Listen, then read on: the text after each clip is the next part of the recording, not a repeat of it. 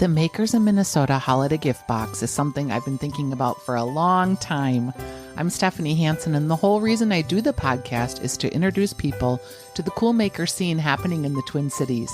I love being the one to tell you to buy the soda crackler candles because they smell amazing, or to try the nuts of the north from Isadore Nuts because not only will they be the best chai nuts you've ever had, but 50% of her workforce are people with disabilities. Tasha's company is helping people reach their goals by teaching them life skills, and that's not something you might know just looking at the package. Bear Honey is all about the bees, of course, but I specifically chose their vanilla and hot honeys as they are wonderful for baking or on a cheese board. And Lost Capital Hot Sauce is a fermented sauce. These guys are so entertaining to listen talk about hot sauce, and they mentor other sauce creators in town to share the love. K-Mama's sauce, Korean ketchup, has long been a favorite of mine, as has Heather's Dirty Goodness seasoning that adorns my Thanksgiving turkey every year.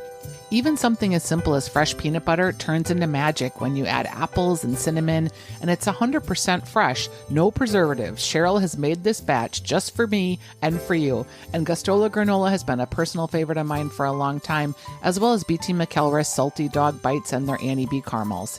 Even sponges are superior when made in Minnesota, right? And if you haven't tried biltong yet, you know, the jerky that is marinated with 6 timeless ingredients that are then air-dried and thinly sliced to perfection with no added sugars. The result is a truly authentic Minnesota-made snack by way of Southern Africa, and the first 150 boxes sold will find a bonus bag in their box. All of the products in the Makers of Minnesota box were curated by me due to their tastiness or the stories that made them uniquely Minnesotan. And each of these folks have shared their story with me on the Makers of Minnesota podcast. We're going into our 4th season, and there are lots of boxes you can buy out there to ship to friends and family. But please consider the one that's made in Minnesota and curated by me so you can share the stories through the podcast of these makers. Boxes are $65 and can be found at loveminnesotabox.com/gifting or by the link on my website at stephaniesdish.com, or you can also find links to order on the Makers of Minnesota Facebook page. Delight in 12 Minnesota-made items and share your love of the great maker community in our state and help support the makers that make it great. Boxes are $65 and can be found at loveminnesotabox.com/gifting, or you can also find links to order on the Makers of Minnesota Facebook page.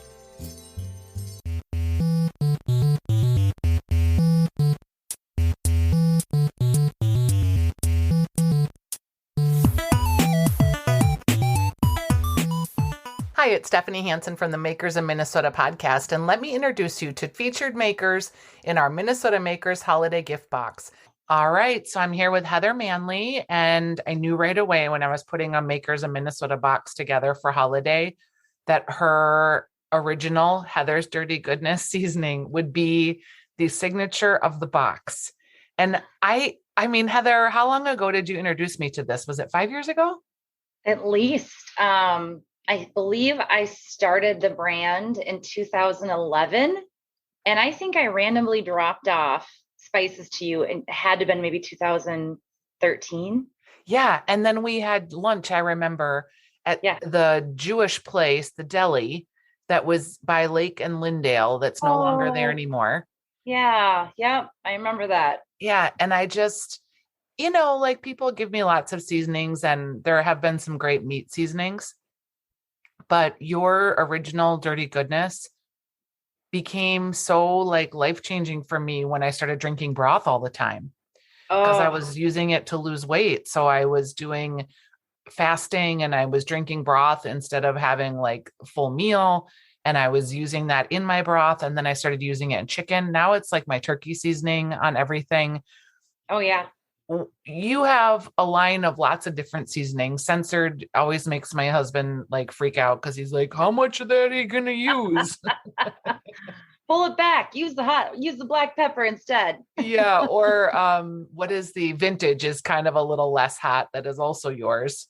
Yes, for sure. Vintage and sophistication. I actually use in broth, original and censored quite a bit, just to give it that extra kick of flavor with, no additives, no gluten, just, just pure spices and low salt. So a little something. Yeah. So how would you describe Heather's Dirty Goodness for people that are getting a holiday box?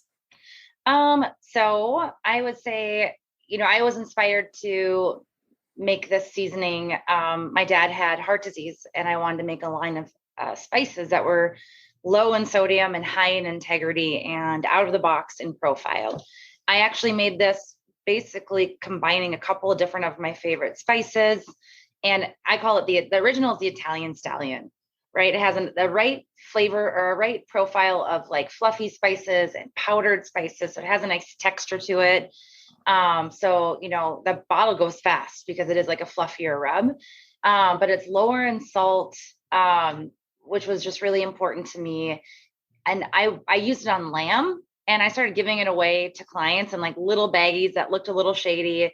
And they were telling me and how they were using it with everything else. So like in olive oil and Parmesan and dipping bread in their eggs, sandwiches, soups, on pizza. So I literally use original now on everything. It's not just a meat rub. It's just what you would add even to sour cream and mayonnaise for a dip in the 100% season or football season. It goes on everything. And censored and original are the two that I use the most. But censored is very particular market, right? It's hot. Yeah, real hot. Original is what I would suggest to everyone because it's super approachable and it's so big in flavor. And like you said, for Thanksgiving, my gosh, the way that the spices, when they sit on the turkey and they drip off into the pan and you just make gravy out of that, you don't even need to season it. It's ready to go after you make the gravy. 100%. Now, when people get their bottle finished, because it will go fast and they want to buy more, Kowalski's is a good place, and also online, right? Yeah, I would say Kowalski's can be a hit or miss. So you always just go to the meat manager, the butcher, and ask them to order you a bottle because they don't always consistently carry every SKU, but they always do what their customers want. So they'll bring in a box just for you, or the product just for you. Otherwise, dirtygoodness.com is the easiest way, but there's shipping. So you don't have to pay for shipping if you get it through Kowalski's. All right. And I'm just thrilled to introduce more people because I feel like I should be an ambassador for you because I'm always like have it in my purse. I mean, I'm like, here, you got to try wish this. I had some, I got to make some swag just for you. So we have some Dirty Goodness swag. Little hat, Dirty Goodness ambassador. Yeah. But thank you for being in our box. I'm really excited about it. And I hope people enjoy it.